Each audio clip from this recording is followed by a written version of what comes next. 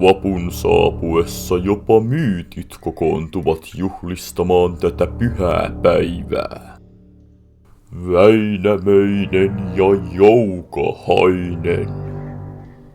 Synkkien kertomusten ihmissusi.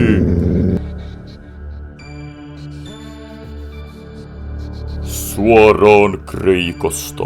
Olymppoksen jumalat ja heidän uljas yksisarvisensa. Lähdetkö teille? Tee. Naa.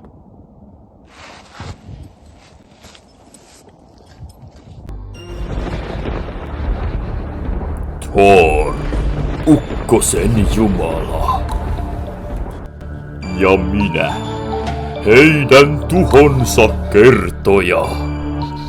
Sinun tuomiosi.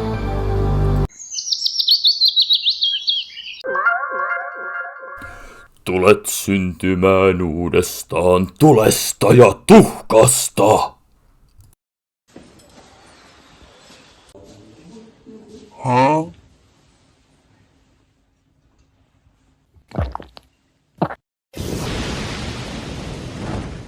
Mä missasin tänään tentin.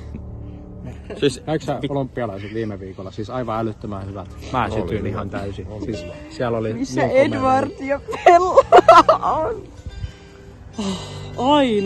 Ainon lupaan. Aino on niin upea. Teidän kohtalonne on tullut. Te, ylimmät ystävykset, erkaannutte.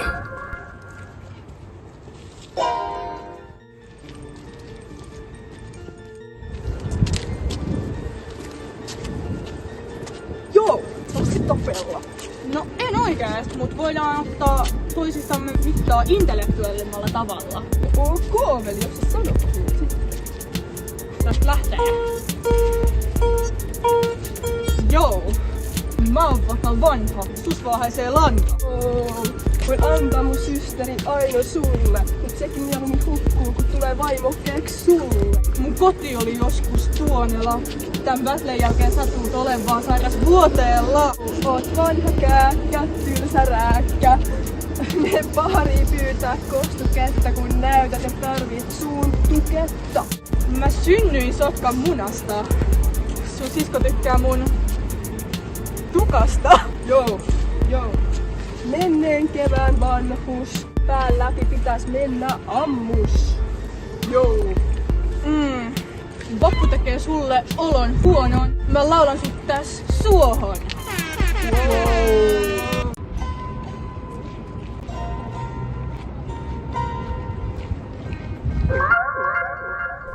Sinun kohtalosi on ikuinen piletys.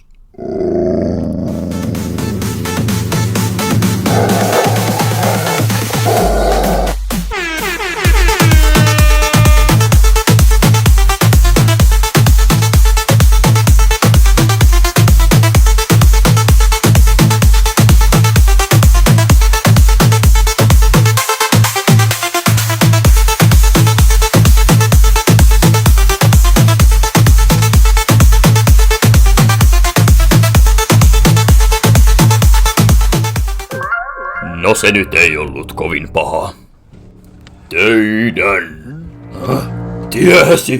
Teidän poissaolonne tulevat täyteen.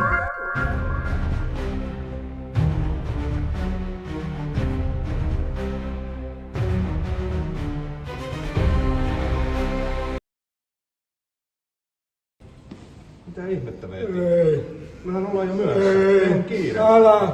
Ei. Oikeesti, sulla on kaikki poissaolot käytetty. Ei. Nyt. Ei. Tuut nyt.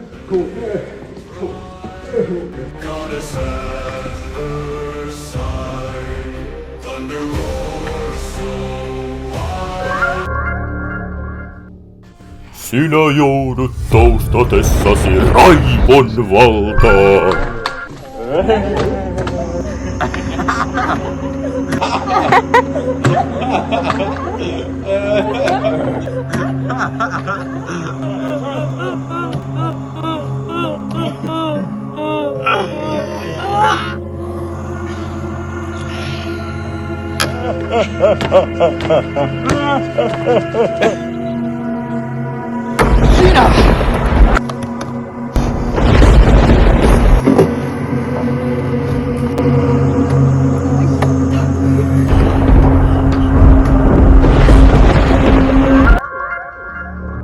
Vielä viimeinen sanomani.